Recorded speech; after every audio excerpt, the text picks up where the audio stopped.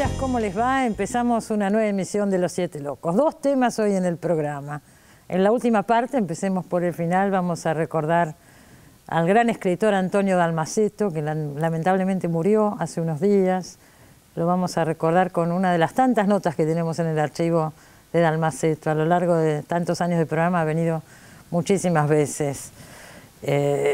Vamos a recordarlo con la última nota que le hicimos a fines del año pasado. Pero empezamos el programa de hoy con una visita internacional. Estuvo en Buenos Aires en estos días, esta semana ya se fue, pero lo hemos grabado, un importante autor cubano, autor de libros memorables, como El hombre que amaba a los perros. Ya se imaginarán de quién estoy hablando. Estuvimos con él, ya les digo, esta semana, y ahí los presentamos. Leonardo Padura nació en La Habana, Cuba, en 1955. Es autor de la serie de novelas policiales protagonizadas por el detective Mario Conde y de títulos de gran repercusión internacional como Herejes y El hombre que amaba a los perros. Recientemente fue galardonado con el premio Princesa de Asturias en el área de letras.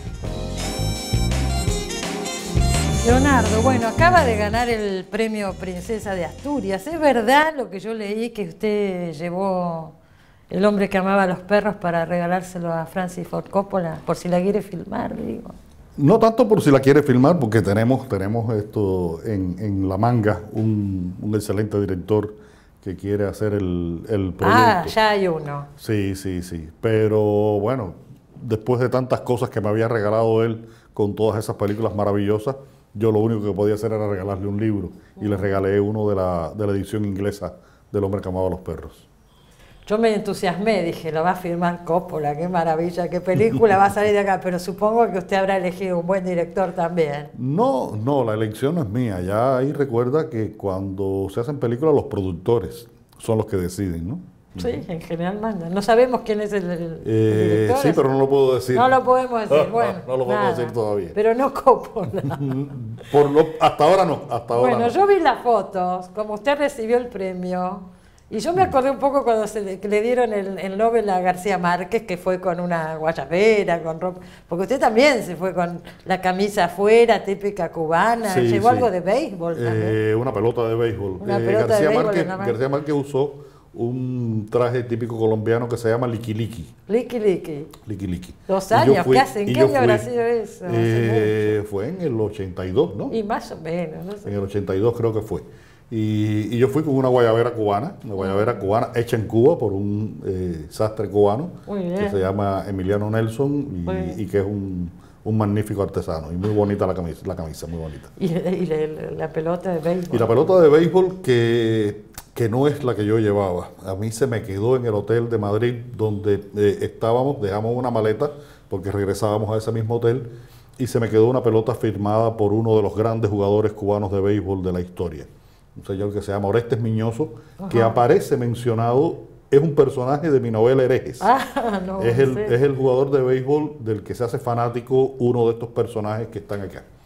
Y yo lo había encontrado en Chicago después que salió la novela, ya muy viejito, murió el año pasado lamentablemente, y me firmó la pelota. Yo llevaba esa pelota y se me quedó en Madrid. ¿La perdió? No, se me había quedado en esa maleta que dejé en Madrid, que dejamos varias cosas, pero tenía un amigo cubano que iba a la entrega del premio y le dije, coge una de las pelotas de tus hijos y tráemela, porque quiero tener la pelota cubana, la pelota de béisbol, como un símbolo de los cubanos conmigo ahí ese día. Fue bastante emocionante para usted. Fue muy emocionante, muy emocionante. Mi esposa, la pobre, en las fotos y los videos que aparece, está con cara de angustia porque fueron días muy complicados, con un protocolo muy estricto, claro, muy alejado del que habitualmente vive un escritor. Los escritores, sabes que podemos ir en jean a una presentación, a cualquier cosa, pero bueno, aquí había que ir con una formalidad. Seguro. Y tal, entonces, pero muy bonito, muy bonito. Y no habló de política, dijo, no voy a hablar de política. No, iba a hablar de cosas bellas nada más, y yo, vamos a hablar de cosas bonitas y cosas agradables, de trabajo, de literatura, de pertenencia, de cultura, de amor, de gratitud a todas las personas, muchísimas que me han ayudado a lo largo de mi carrera, y hubo ahí una mención especial, por supuesto, para mi padre, que murió hace 2 años, y mi madre, que estaba en Cuba. Que estaba en Cuba y usted creo que dijo, no lo puede ver porque no llega a la en Cuba no entra televisión, no entra ningún canal de televisión extranjero. Se ponen algunos programas de televisión española y tal, pero bueno, ya seleccionados y editados, y mi madre no podía ver el programa. Yo tengo entendido, y usted me dirá, bueno, estaba muy emocionado con este premio, pero usted dijo alguna vez, el premio más importante que yo recibí es el de la Semana Negra de Gijón, porque me abrió las puertas. No es de la Semana Negra de Gijón propiamente, es un premio que se llama Café Gijón. Ah, del Café Gijón. Café Gijón, que el Café Gijón sabes que está en Madrid, ahí claro, en el Paseo de Recoleto. En el Paseo de Recoleto. En el Paseo de Recoleto, que por cierto, ya no existe. Ya no existe, no existe el Café Gijón. Esto es una cosa increíble. El año pasado estuve. Bueno, pues ahora ya no existe. ¿Cerró? Cerró, eso es increíble. Era una institución cultural. Por favor, la historia. En Madrid, porque fue un lugar donde se reunieron un grupo importantísimo de artistas españoles en la etapa de la posguerra. Fernando Fernán Gómez era un poco el animador de aquel lugar, y ellos fueron los que crearon ese premio que duró muchos años. No sé exactamente si existe o no. Y yo lo gané en el año 95. Y fue muy importante porque realmente esa novela llegó a manos de mis editores actuales, los de Tusquets, y ahí empecé la colaboración con ellos. Y una carrera internacional, cambió la historia, ¿no? Cambió la historia. Tuve una proyección mucho mayor, editores seguros y bueno, y sobre todo editores con una calidad en su trabajo, una profesionalidad que me ha ayudado muchísimo. Esa novela que ganó este premio en España se llamaba Máscaras. Máscaras, se llama Máscaras. Y era sobre el tema de la homosexualidad en Cuba. Es uno de los temas. Yo no he leído esa novela, por eso le pregunto. Es uno de los temas, es una novela que, bueno, todo empieza a partir de aparece un cadáver de una persona, un hombre que está vestido de mujer, pero no parece un travesti, hay algo raro en ese personaje, y después se descubre que tiene puesto un traje de un personaje del teatro cubano muy importante, el personaje de Electra Garrigó, una obra de Virgilio Piñera, muy conocido acá en Argentina, porque vivió varios años acá en los años 50, se movió con toda la vanguardia que había acá en los 50. Y es una novela que tiene que ver con esto, con la comprensión del homosexual, con la represión que existió en Cuba hacia los homosexuales y la marginación de determinados artistas en los años 70, incluido Virgilio Piñera. ¿Ya era un policial esa novela?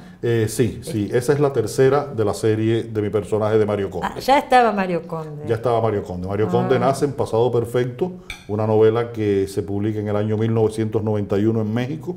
Ahora, dentro de unos días, voy a estar en la Feria Internacional del Libro de Guadalajara presentando una edición conmemorativa por los 25 años, donde hago un prólogo en el que cuento cómo yo creé al personaje de Mario Conde. Es decir, que llevo 25 años viviendo con Mario Conde. También lo recordó en la Princesa de Asturias. Por supuesto, estaba ahí conmigo. Es un socio, es parte de la cosa.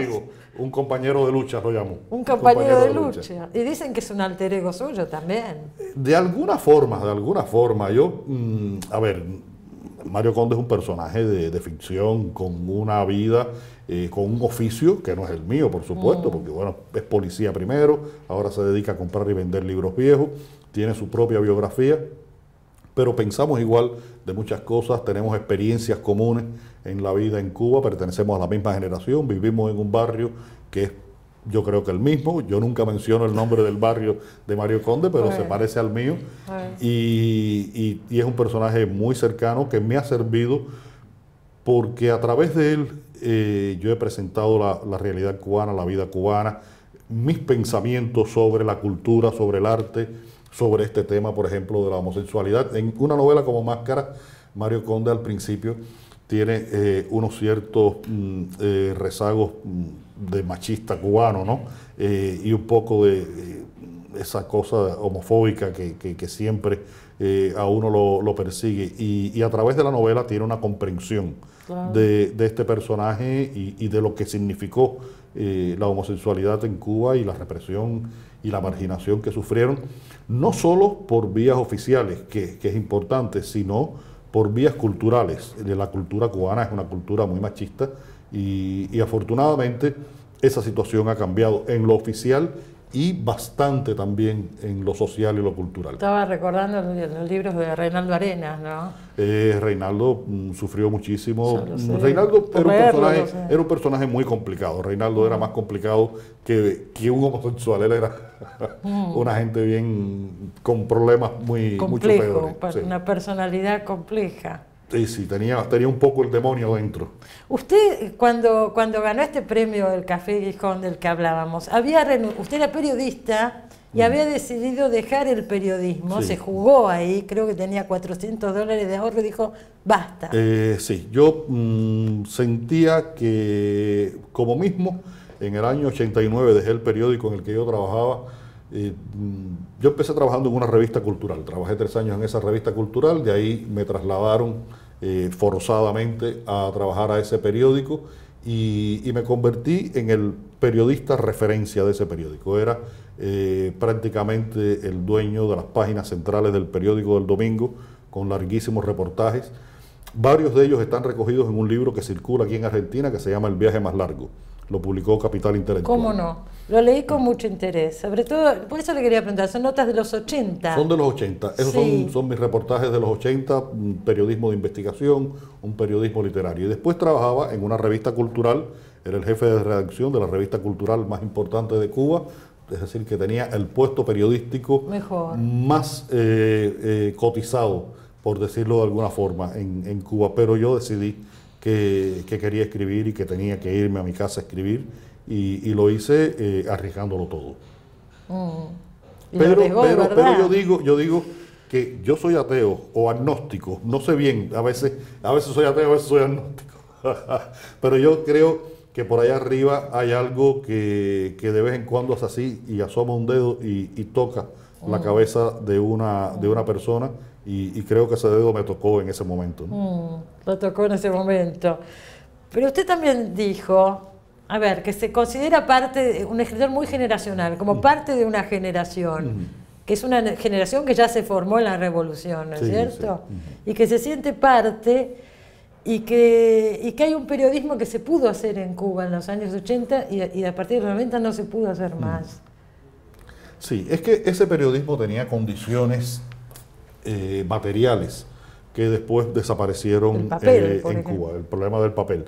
Sí. Cuando, en Cuba en los 90 se vive una crisis económica total. Con la caída de la Unión Soviética. La caída del muro de Berlín, empiezan los problemas con la Unión Soviética, desaparece la Unión Soviética y lo primero en que se manifiesta la crisis es en la falta de papel. Sí. Porque todo el papel que se consumía en Cuba venía de la Unión Soviética y los periódicos prácticamente desaparecieron, las revistas, no se publicaban libros y ese periodismo que yo hacía en los 80 era impracticable ya después en los años 90. Y yo mismo me sentía agotado de ese periodismo porque significó los 6 años que yo trabajé en el periódico escribiendo ese tipo de trabajo, escribí 2 cuentos.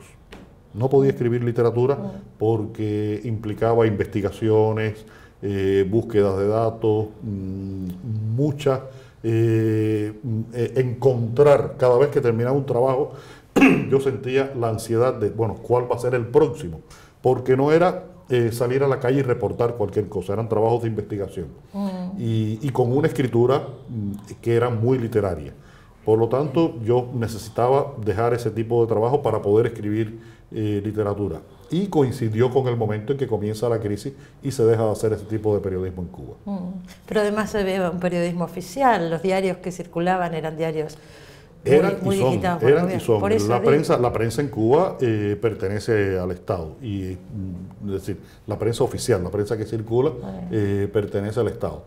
Pero en ese momento yo tuve una enorme libertad para trabajar, una enorme libertad. Hay gente que dicen, bueno, ¿cómo es posible? Digo, mira, yo escribía como quería, de lo que quería y con la extensión que quería. Tanto que hubo trabajos que salieron en 3 partes, 3 domingos, porque eran tan largos que... Sobre el tema que usted quisiera. Sobre el tema que yo quisiera. Tenía absoluta libertad para escribir, la dirección del periódico. Lo que necesitaba era esos grandes reportajes para los domingos que atrajeran a los lectores y que fuera un tipo de periodismo que aportara conocimiento, cultura, a la vez que una lectura satisfactoria para la gente. De todas maneras, siempre hubo una relación, usted creo que también lo deslizó esto en el Princesa de Asturias, creo, pero una relación por ahí no tan fluida. Usted siempre se quedó viviendo en Cuba, es Sí. crítico de muchas cosas de la Revolución Cubana o del gobierno de Cuba, y en esa ambivalencia hubo idas y vueltas, ¿no es cierto? Supongo, momentos... Sí, ha habido momentos en que he recibido críticas en Cuba. Pero todos sus libros se publicaron en Cuba, Todos se ¿cierto? han publicado en Cuba. Desde que estoy publicando con Tusquets, Sí. nosotros, la editorial le da a mis editores cubanos, que pertenecen a la Unión de Escritores, una licencia especial para publicar los libros en Cuba sin pagar derechos. Son ediciones pequeñas, no circulan bien, pero están publicados en Cuba. Todos están publicados en Cuba, incluso una novela como El hombre que amaba a los perros, que el día que la presenté dije, bueno, estoy asistiendo a un acto que yo no me imaginaba, y es que El hombre que amaba a los perros se publicara en Cuba. Y bueno, ganó el premio de la crítica, y fue un libro fundamental para que yo ganara el Premio Nacional de Literatura también. También ganó el Premio Nacional de Soy Literatura Premio Nacional de de Cuba. Literatura de Cuba. Sí. Creo que soy el autor más joven que lo ha ganado, Ajá. porque ese es un premio por la obra de toda la vida.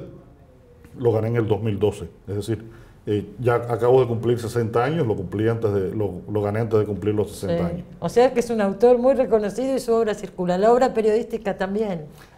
También, aunque el periodismo que he estado haciendo en los últimos años, lo publico fundamentalmente a través de agencias de prensa o colaboraciones con periódicos de distintas partes del mundo. Sí. Incluso últimamente he reducido la cantidad de colaboraciones porque me fui enredando en una dinámica que de pronto estaba trabajando más de periodista que de escritor. Colaboraba con RIA Novosti, con La Foglia de Sao Paulo, con BBC, con la agencia IPS, más esto del periódico El País me pidió una colaboración, Clarín para la revista Eñe, el periódico El Mundo. Entonces dije, no, tengo que parar. Yo algún día había poquitico. dejado esto, ¿se acordó? Sí, tengo que parar un poquitico y bueno, estoy en estos momentos como colaborador fijo de La Foglia de Sao Paulo. Son crónicas pequeñas y mantengo mis trabajos con la agencia IPS porque han sido mi espacio fijo desde el año 1995. Claro, bueno, claro. Sí, hay un problema ahí de fidelidad. De sí, cariño, sí. de fidelidad, como sea. Mario Conde aparece en Herejes, acá tengo Herejes. Sí, aparece también en Herejes. No es el protagonista, No es el pero protagonista, pero usted siempre le da su lugarcito. En El hombre que amaba a los perros no había manera de que no, apareciera, ni en la pero- novela de mi vida tampoco Claro. aparece. Pero aquí dije, bueno, aquí hay algo que encontrar. Y para encontrar algo que está perdido, yo no conozco a nadie mejor que Mario Conde. Claro. Bueno, acá hace un rato hablábamos de la homosexualidad en el libro, ante el primero, Máscaras. Acá aparece el tema del judaísmo en Cuba, que es un tema Sí. que no se trata demasiado, porque Que se conoce muy poco. se Sí. conoce poco, ¿no es cierto? El problema es que Cuba fue un país que recibió judíos, sobre todo en la primera mitad del siglo XX. En la época en que Cuba era colonia de España, hasta el año 98, existía, bueno, Cuba era parte de España. Los judíos no eran para nada bien recibidos. Claro. Y la primera oleada de judíos que llega a Cuba, declarados como judíos, vienen tras el ejército de intervención norteamericana, cuando la guerra cubano-hispanoamericana, a finales del siglo XIX, principios del XX.